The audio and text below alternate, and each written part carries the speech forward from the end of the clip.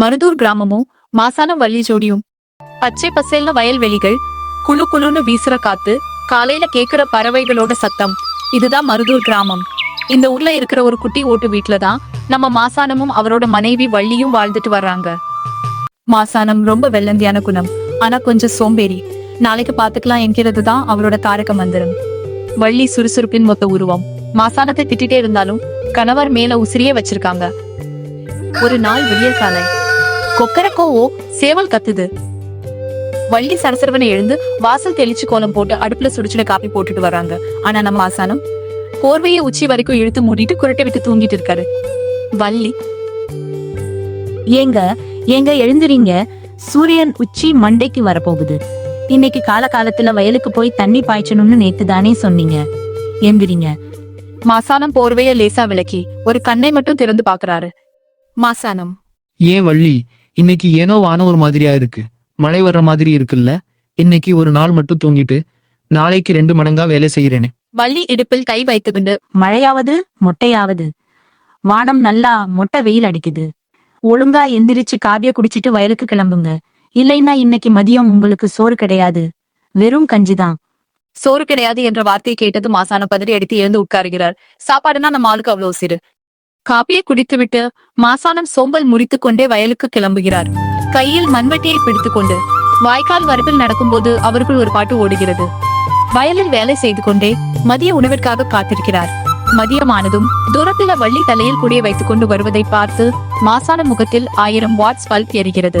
வா வள்ளி வா, உன்னைய விட நீ கொண்ட வர சாப்பாட்டு மூட்டையத்தான் என் கண்ணு தேடிச்சு.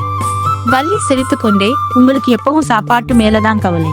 இந்தாங்க, இன்னைக்கு உங்களுக்கு பிடிச்ச கத்திரிக்காய் காரக்குழம்பும் முருங்கைக்கீரை பொரியலும். இருவரும் மரநிழலில் அமர்ந்து பேசிக்கொண்டே சாப்பிடுகிறார்கள். அப்போது மாசானம் ஒரு யோசனை சொல்கிறார். மாசானம், வள்ளி, நம்ம ஏன் மத்தவங்க மாதிரி கஷ்டப்பட்டு நெல் விவசாயம் மட்டும் பண்ணணும்? பக்கத்து ஊர்ல ஒருத்தர் சொன்னாரு, ஏதோ புதுசா வண்ணத்து பூச்சி வளர்ப்பு பண்ணுனா நிறைய காசு வருமாமே, நாமளும் அதை செய்யலாமா? ஐயோ சாமி, நமக்கு தெரிஞ்சது இந்த விவசாயம் மட்டும்தான். பேராசை பெரு நஷ்டம்னு பெரியவங்க சும்மாவா சொன்னாங்க. இருக்கிறத வச்சு சந்தோஷமா வாழ கத்துக்குங்க. மாசானம் வாயை மூடிக்கொண்டாலும் அவர் மனதில் ஏதோ ஒரு குறுக்கு வழி யோசனை ஓடிக்கொண்டே இருந்தது. அடுத்த வாரம் மாசானம் டவுனுக்கு போய்விட்டு வரும்போது ஒரு பெரிய பளபளப்பான பெட்டியோடு வருகிறார். வள்ளி, என்னங்க இது, பெட்டி பெருசா இருக்கு. இதுதான் அதிசய காளான் விதை. இதை இருட்டு அறையில வச்சு வளர்த்தா ஒரே வாரத்துல கிலோ 500 ரூபாய்க்கு விற்கலாம்னு டவுன்ல ஒருத்தர் சொன்னார். நம்ம கஷ்டமெல்லாம் தீரப்போகுது வள்ளி. வள்ளிக்கு இதில் உடன்பாடில்லை என்றாலும் கணவர் ஆசைப்படுகிறாரே என்று விட்டுவிட்டாள். மாசானம் வீட்டின் ஒரு மூலையில் அந்த பெட்டியை வைத்து தினமும் அதற்கு தண்ணீர் தெளித்து தூங்காமல் பார்த்து கொண்டார்.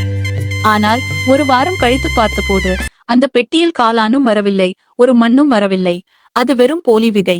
டவுன் ஆசாமி இவரை ஏமாற்றிவிட்டான். மாசானம் தலையில் கை வைத்துக் கொண்டு அமர்ந்தார். ஐயோ, என் காசு போச்சே, நான் ஏமாந்துட்டேனே என்று புலம்பினார். மாசானம் பயந்து போய் அமர்ந்திருந்தார். வள்ளி தன்னை துடைப்பத்தை எடுத்துக்கொண்டு அடிக்க வருவாள் என்று நினைத்தார். ஆனால் வள்ளி மெதுவாக அவர் அருகில் வந்து அமர்ந்தாள். ஏங்க இப்ப எதுக்கு அழுதுட்டு இருக்கீங்க? காசு போனா போகுது. கஷ்டப்பட்டு உழைச்சு சம்பாதிக்காத எந்த காசும் நிலைக்காதுங்க. பேராசைப்பட்டா இப்படித்தான் ஆகும்னு இப்ப புரிஞ்சுதா? மாசானம் கண்ணீருடன், என்னை மன்னிச்சிரு வள்ளி, நீ சொன்ன பேச்சை கேட்காம பேராசைப்பட்டு காசை தொலைச்சுட்டேன். வள்ளி புன்னகையுடன், பரவாயில்லை விடுங்க. மனுஷன்னா தப்பு பண்றது சகஜம். ஆனா கவலைப்பட்டுட்டே இருந்தா வயல்ல இருக்கிற பயிர் என்னாகும்? நாளையில இருந்து 2 பேரும் சேர்ந்து உழைப்போம். நம்ம மண்ணை நம்புனா அது நம்மளை என்னைக்கும் கைவிடாது. வள்ளியின் பேச்சை கேட்டதும் மாசானத்திற்குள் ஒரு புது தெம்பு பிறந்தது. அடுத்த நாள் காலை, கொக்கரக்கோவோ சேவல் கத்துவதற்கு முன்பே அதிகாலை மாசானம் படுக்கையை விட்டு எழுந்து விட்டார். வள்ளி ஆச்சரியத்துடன் பார்த்ததற்குள் அவரை காப்பி போட்டு வள்ளிக்கு கொடுத்தார். வள்ளி, இன்னைக்கு நாம முதலாளா வயலுக்கு போகணும். இந்த மாசானம் யாருன்னு இந்த ஊருக்கே காட்ட போறேன். அன்றிலிருந்து மாசானம் சோம்பேறித்தனத்தை மூட்டை கட்டி வைத்துவிட்டு வள்ளியுடன் சேர்ந்து கஷ்டப்பட்டு வயலில் உழைத்தார். குறுக்கு வழிகளை தேடுவதை நிறுத்தினார். சில மாதங்களில் அவர்களது வயலில் நெல்மணிகள் தங்கம் போல விளைந்து நின்றன. அதை அறுவடை செய்து விற்றபோது அவர்களுக்கு நல்ல லாபம் கிடைத்தது. மாசானம் ஆசைப்பட்டதை விட நேர்மையான வழியில் அதிக காசு கிடைத்தது. மாசானம் வள்ளியின் கைகளை பிடித்துக் கொண்டு சொன்னார். வள்ளி, எனக்கு கிடைச்ச ஆகச்சிறந்த சொத்து இந்த மண்ணும் என்னை நல்வழிப்படுத்திய நீயும் தாண்டி. வள்ளி வெட்கத்துடன் சிரிக்க அந்த கிராமத்து தம்பதியரின் வாழ்க்கை மகிழ்ச்சியாக தொடர்ந்தது. கதையில் நீதி, பேராசையும் சோம்பேறித்தனமும் எப்போதும் நஷ்டத்தையே தரும். நேர்மையான உழைப்பும் துணையின் நல்ல ஆலோசனையும் மட்டுமே வாழ்க்கையை உயரத்துக்கு கொண்டு செல்லும்.